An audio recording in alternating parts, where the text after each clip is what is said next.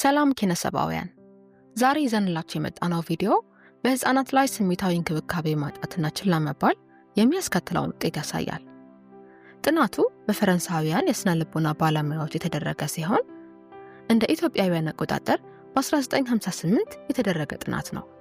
የጥናቱን ቪዲዮ ከፈረንሳይኛ ወደ አማርኛ እንደሚከተለው ተርጉመነዋል። ምቹ የቤተሰብ ሁኔታዎች። በቤት ውስጥ ያደገው አማኑኤል ንቁ፣ አሳሽና ማንኛውንም አዲስ ነገር ለመያዝ የሚጓጓ ነው። ነገሩን ከእጅ ወደ እጅ ያንቀሳቅሳል፣ እንዲሁም ለመቅመስ ወደ አፉ ያመጣል። ለምሳሌ ያክል በድርጊቱ ሙሉ በሙሉ በመዋጡ በዙሪያው ላሉ ሰዎች ብዙም ትኩረት አይሰጥም።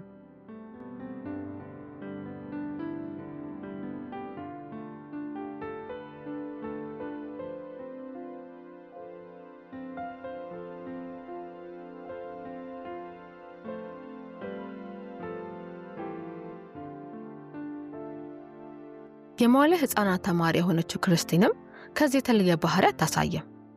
ብሎኩን በሁለት እጆቿ ትይዛለች፣ ለመደርደርም ትሞክራለች፣ እንዲሁም ሲወድቅባት ታነሳዋለች። እሷም በጨዋታው ሙሉ በሙሉ ተውጣለች። እነዚህ ሁለት ምሳሌዎች ቤተሰቦቻቸው ሙሉ ጥበቃ የሚሰጧቸው ልጆች ባህሪ ያሳዩናል።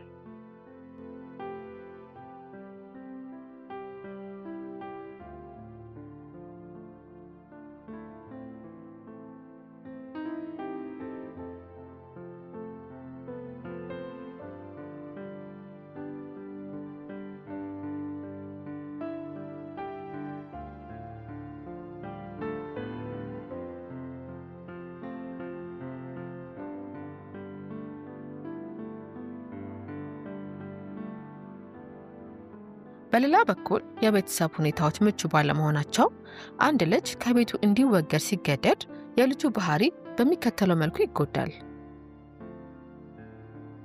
ካሮላይን በእናታችን ላይ የተባለች በመሆኑ ምግብ መመገብ አትፈልግም። ብሎኮቹን ብታነሳም ለጨዋታ የምታሳየው ፍላጎት ቅጽበታዊ ብቻ ነው። በአካባቢዋ ባሉ ሰዎች ላይ በተደጋጋሚ ትመለከታለች። ጥቂት ብትጫወትም ዙሪያዋ ወዳሉ ሰዎች ትኩረቷ ይከፋፈልባታል።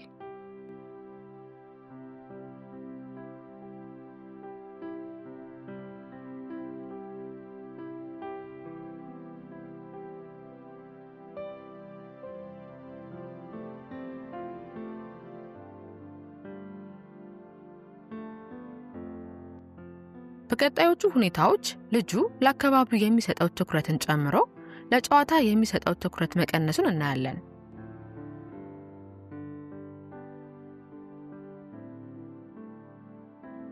ለምሳሌ እሷን ምግብ መብላት የማትፈልገው ቬሮኒክ እምቢተኝነቷን እጆቿን በማንሳት ታሳያለች። በመጨረሻም ብሎክ ስትይዝ የምታሳየው ስጋት ጭንቀትን ያንጸባርቃል።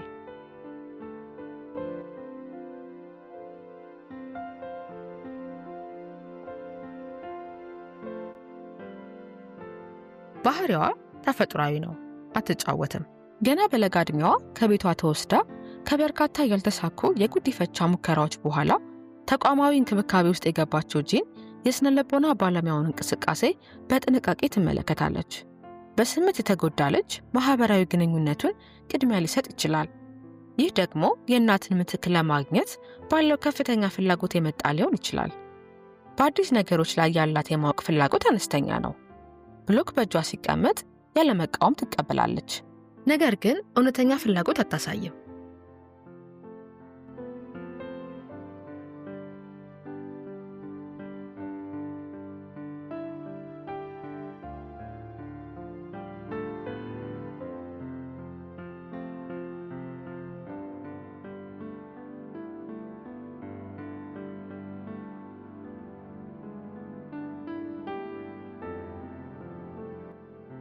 ጉዳዩ ተመሳሳይ የሆነው ሬኔ ከብሎኮቹ ፊት ለፊት ዝም ብሎ ተቀምጧል። ከጥቂት ጊዜ በኋላ ብሎኩን ለመያዝ እንቅስቃሴ ቢያደርግም በከፍተኛ ጭንቀት የተነሳ ቀስ በቀስ ለጨዋታውና በዙሪያው ላሉት ሰዎች ፍላጎት ያጣል። ወደ ራሱ ይገልላል እና አውራ ጣቱን በመምጠጥ ራሱን ማረጋጋት ይጀምራል።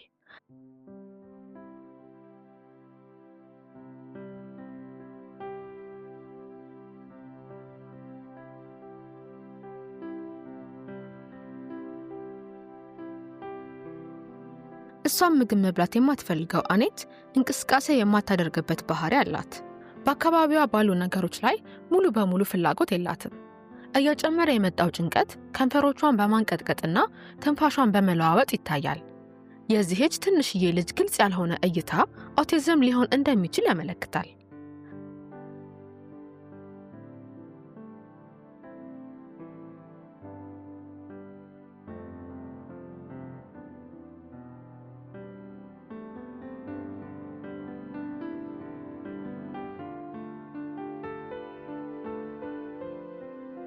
እዚህም ፍቅርና እንክብካቤን የተነፈገችው ኮሌት ተመሳሳይ የኦቲዝምና የጭንቀት ምልክቶችን ታሳያለች። ሳትንቀሳቀስ ትቀመጣለች እና በከፍተኛ ሁኔታ ያለማቋረጥ ተነፍሳለች። ስለዚህ ስሜታዊ እንክብካቤን ማጣት በስነ ልቦና ባለሙያዎች ዘንድ የታወቀውን ጭንቀት ብቻ ሳይሆን የሕፃኑን አሳሽነትና በአዲስ ነገሮች ላይ ያለውን የማወቅ ፍላጎት ያዳክማል። በከፋ ሁኔታ ደግሞ ኦቲዝም ሊያስከትል ይችላል። ይህ በስነ ልቦና ባለሙያዎችና በአእምሮ ሐኪሞች ዘንድ እንደ ልጆችን ማጎሳቆልና አቢዩዝ ይታያል። ለበለጠ መረጃ ደግሞ ወላጅነት በሚል የሰራነውን ክፍል እንድትመለከቱት እንጋብዛችኋለን።